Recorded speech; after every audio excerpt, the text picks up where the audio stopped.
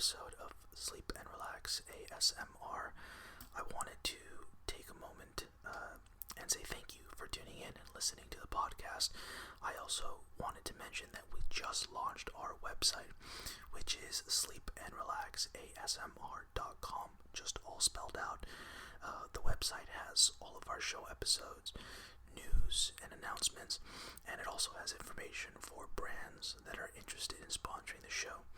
But most importantly, the website will make it easier to connect with you guys, and I would love to get in touch with as many fans as possible. So I invite you guys to check out SleepandRelaxASMR.com. It's all spelled out. If you're confused about the spelling, just check out the show notes, and there will be a direct link. But that's all for now. Thanks again for tuning in, and enjoy the episode. Welcome back to another episode of Storytime. We're going to be continuing Oliver Twist by Charles Dickens. So let me find the right page.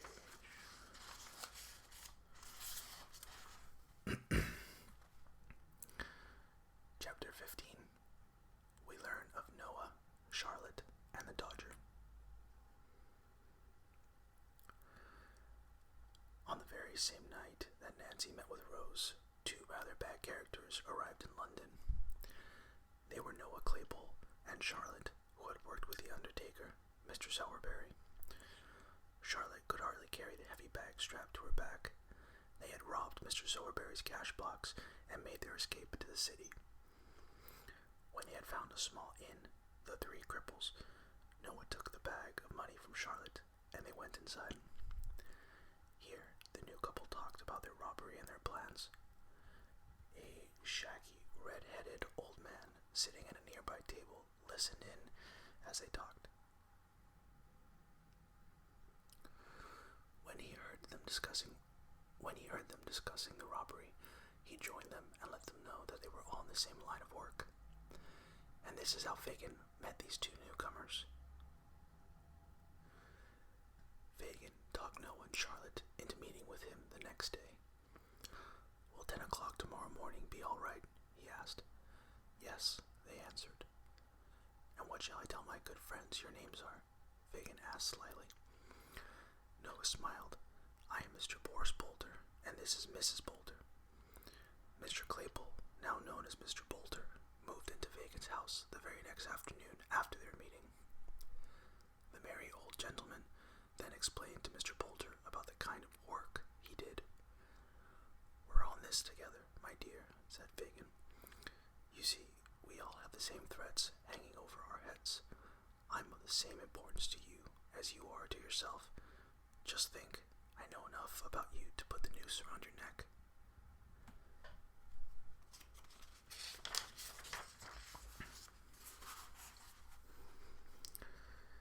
Noah put his hand to his throat. He said he agreed with Fagin, but he didn't sound as though he meant it. The hangman, continued Fagin. The hangman, my dear, is a sad end. To keep my little business going, I depend upon you. It's this trust we have in each other that helps me get through the hard times. Here Fagin put on a sad face. My best worker was taken from me just yesterday morning. Oh, you don't mean to say he died, Bolter said. Oh no, not so bad as that. Then I suppose he was, started Bolter. Wanted, said Fagin. Yes, he was wanted by the police. What for? Inquired Mr. Bolter. He was charged with trying to pick a pocket. They found a silver tobacco box on him. His own, my dear, his own. Fagin's face looked as though he were in pain. And now, Mr. Bolter, I have a job for you.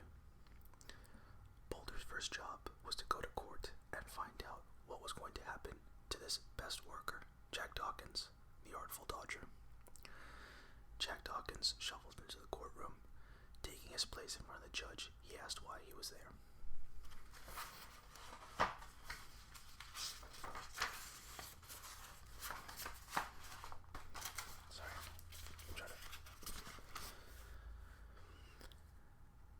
A plea policeman stepped forward to say that he had seen the prisoner try to pick the pocket of an unknown gentleman in a crowd.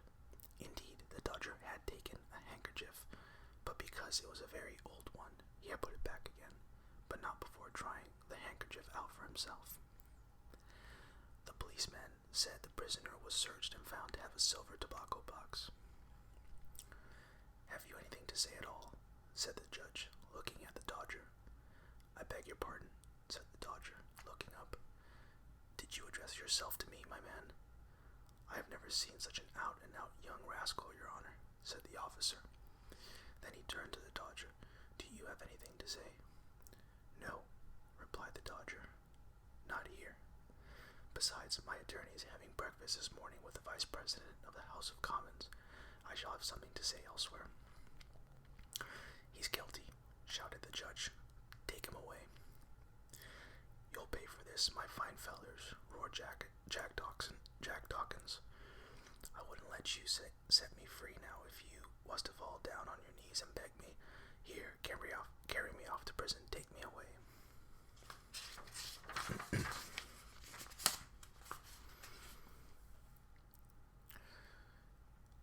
Chapter 16. Nancy's fate is sealed. The dodger was not the only prisoner. Nancy had become a prisoner of Bill Sikes. Ever since she had told everything to Rose Maylie, Nancy shook from fear most of the time. Bill saw this. One Sunday night, Nancy tried to go out to meet Rose at London Bridge, but Bill locked the door and held her down. Fagin didn't trust Nancy either. He told Noah to follow her whenever she went out at night. When Fagin found out that she went to London Bridge on Sunday nights, he thought that sooner or later he would find out why. One Sunday night, Fagin told Noah to keep a sharp eye. He was sure they would find out something very soon. By the light of the street lamps, Noah followed Nancy. He was careful, as always, to stay out of sight on the other side of the street. As it happened, this same Sunday night, Rose did come to meet Nancy under the lamplight on London Bridge. A fine old gentleman came with her. "You were not here last Sunday night," said Mr. Brownlow. "I couldn't come," replied Nancy. "I was held prisoner in my house." "By whom?" "By Bill Sikes, who works for Fagin." "You are not suspected tonight, I hope?" asked the fine gentleman. "Do you think you're being followed?" "No," replied the girl, shaking her head. "But it's not very easy for me to leave him unless I give him a sleeping potion." "Does he wake up before you get back?" inquired the gentleman. "No, he does not know what I'm doing. No one knows where I am." "Good. Now, Rose has told me your troubles, and I believe your story," he said. Our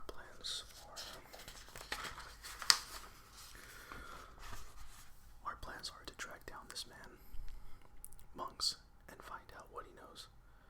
But if he cannot be found, you must lead us to that old man whom Bill Sikes and the others work for." "Fagin," cried the girl, "I will not do it. I will never do it." "Tell me why," said the gentleman. "He has led a bad life, but I have led a bad life too. There are many of us who have done the same things together. They have never turned against me, and I can never tell on them."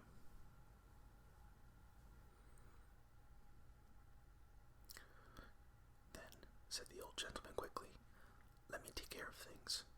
Tell me how I can find this man Monks, and I will deal with him. What if he turns against the others? I promise you we will protect your friends, but we have to find out what Monks looks like." "He is tall," said the girl, "and he looks strong, but he is thin. He wears a black coat and hat and tries to hide his face. He has a slinking walk and is always looking over his shoulder." The eyes, Nancy shuddered. They are sunken deep in his pale face. He is a young man with dark hair, but he looks old. You'll know him by his very twisted mouth, and he often bites his...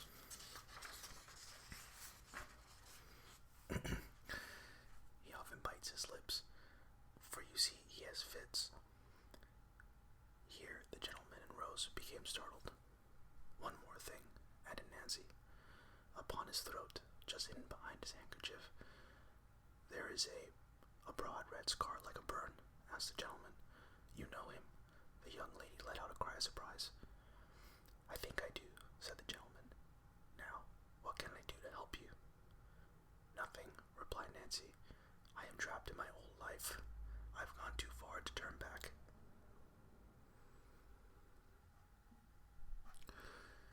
"Take this purse," insisted Rose. "No," replied Nancy. "I will take no money. But I would like to have something that belonged to you, sweet lady. A keepsake, perhaps." Rose handed her a silk handkerchief. Nancy looked into the girl's face. "Bless you. Good night." The three figures left the bridge. Noah Claypole, Mr. Bolter, that is, turned and ran for Fagin's house as fast as his bolting legs would carry him. Chapter 17. Murder. Early the next morning, Fagin sat huddled over a cold fireplace. He was boiling with anger. Noah had told him about Nancy's secret meeting. He could not wait to give Bill Sykes every detail. The doorbell rang. It was Sykes, carrying a bundle of stolen goods. "Come in, Sykes," said Fagin. "This man has something to tell you." He pointed a long, thin finger at Noah sleeping in the corner. "Wake up, Bolter. Tell your tale again about Nancy. You followed her." Noah rubbed his sleepy eyes. Bill's eyes were filled with fire.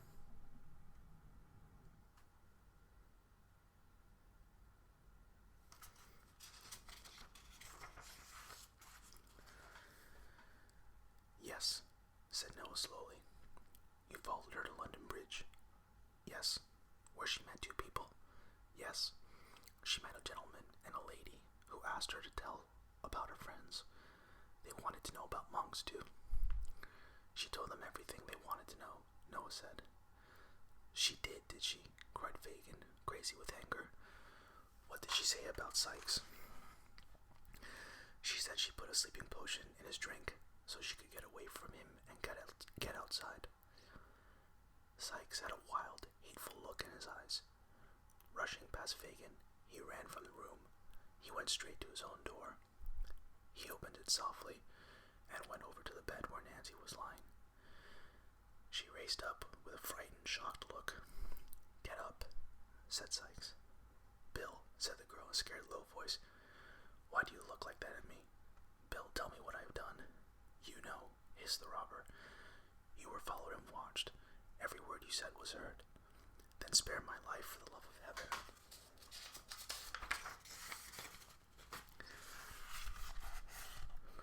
"As I spared yours," begged the girl, clinging to him. "I never gave you away, Bill." Sykes got one arm free and grabbed his pistol. As poor Nancy looked up at him, he hit her head twice with a pistol as hard as he could. Nancy staggered and fell. She drew from her pocket a white silk handkerchief, the one Rose Maylie had given her. She held it up in her folded hands as high toward heaven as her strength would allow. Then Nancy breathed one prayer for mercy.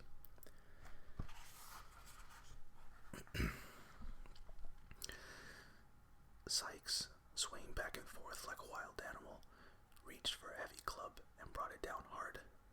The girl fell to the floor and did not move. Sykes could see Nancy's eyes and thought they were watching him. Sadly, he was wrong. Poor Nancy's eyes could see nothing. She was dead. Bill had murdered the only person who had ever cared about him. He turned away from the bleeding body, making sure no one had seen or heard anything. He whistled for the dog and quickly left. But as he left the city behind him, Sykes felt a fear begin to creep over him. He thought of those empty glass eyes he had just left.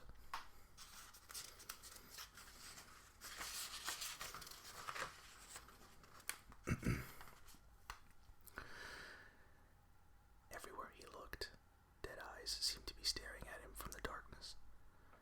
Suddenly, he changed his plan and turned back toward London. "I'll find a good hiding place for a week or two, and then I'll go to France," he said to himself. Then he remembered Bullseye. He couldn't have the mutt following everywhere.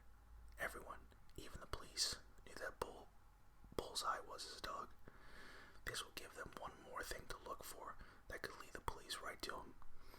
He decided to drown the dog and began looking around for a pond. He picked up a heavy stone as he went. The animal looked up into his master's face. It was almost as though he knew what Sykes was planning. Bullseye lagged behind his grazed master, his head down, his tail between his legs. When Sykes stopped at a pool of water and called to his dog, Bullseye stopped and would not move. "Did you hear me call? Come here," cried Sykes. The dog wagged his tail but didn't move. Sykes started toward the dog, the big stone in his hand. The dog looked at him for a few seconds, backed away, and took off running.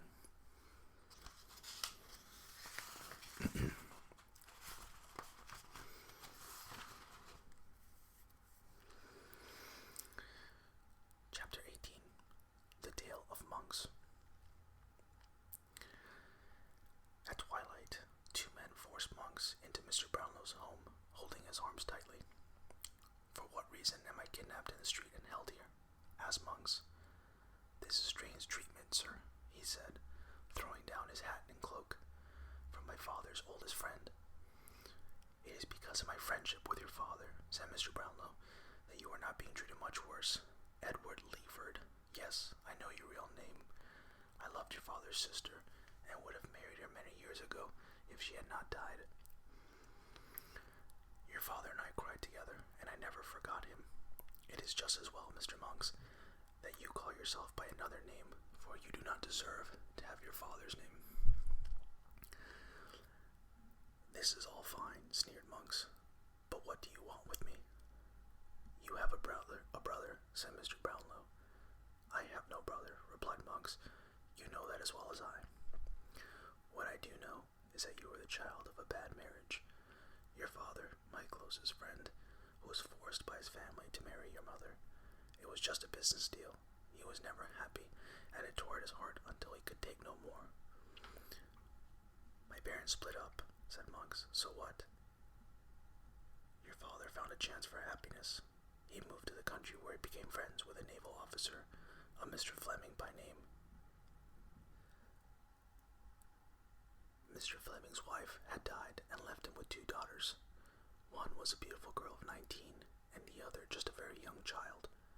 Your father and the oldest daughter fell in love and were engaged to be married." "What's all this mean to me? Get to the point," said Monks. "Just before his wedding, a rich relative in Rome died and left your father a large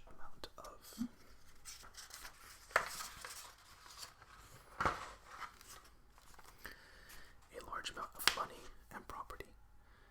He had to go to Italy to settle that business. Your mother heard all about this and went to Italy to find your father, taking you with her. She was a greedy, mean woman and was after any money she thought she might be able to get. Your father was sick when she arrived. He mysteriously died the next day. No legal will was found, so all of his money and property went to you and your mother." Monks said nothing. "However, before he left for Italy, your father came to see me," said Mr. Brownlow slowly.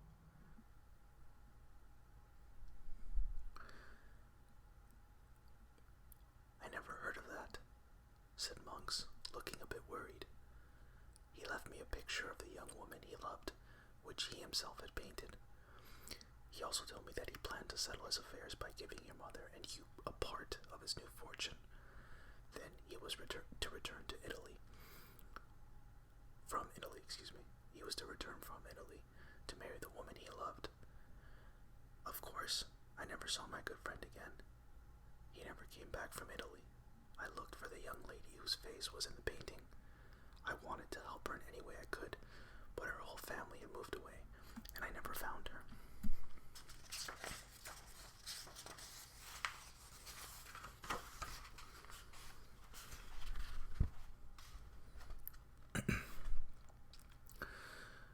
Monk sat back with a smile, looking much calmer.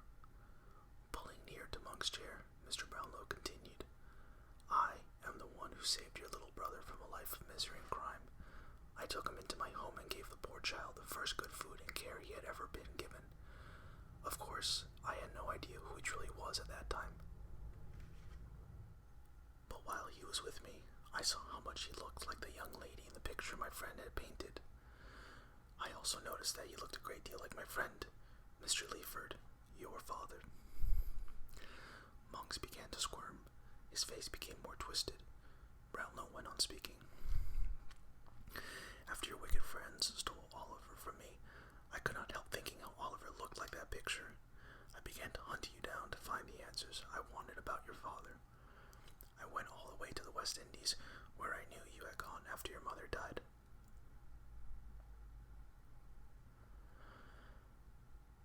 When I found you had left for London, I came back, and I've been looking for you ever since.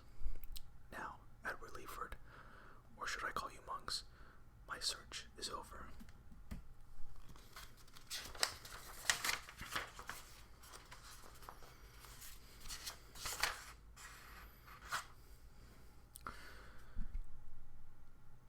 You can't prove anything against me, cried Monks. Just try it, I dare you. A painting of a lady whom you never found. Is that all? Mr. Brownlow moved closer to Monks and said he had not finished. There was a will which your mother destroyed before she died, and she told you all about it. There was something in it about a child that was about to be born to your father and the woman he loved. This could be the only reason you have hunted the boy down. By a twist of fate, you recognized Oliver when you knocked him down in the street the day when I had my pockets picked. Did he look a little like your own father? Did you see something familiar in his face? Mr. Brownlow stopped a moment to calm his voice. We know more. You destroyed proof of your brother's birth and who his parents were because you knew what was in the will, and we also know that Fagin helped you. Who told us? A good-hearted girl, a kind soul who has been murdered for it. Mr. Brownlow's voice rose to a shout. Now, Edward Leaford, your evil plans and schemes have brought Nancy a violent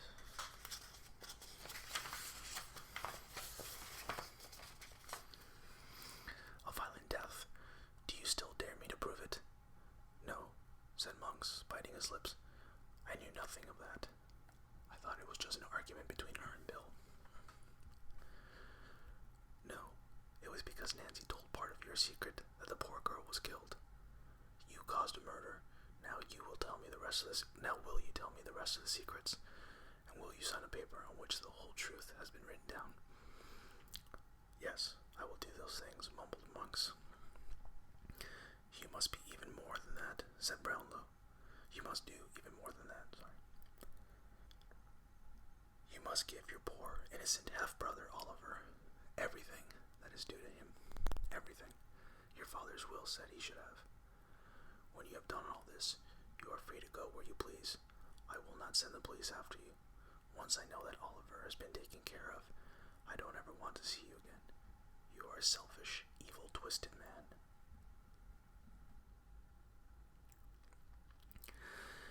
That's the end of chapter 18. It looks like I have one more episode left before finishing the novel. So that is all for this episode. As always, if you have a question or comment, you can reach me at sleepandrelaxasmr@gmail.com, or you can check out the website sleepandrelaxasmr.com. That's all for now. Thanks as always for listening, and take care.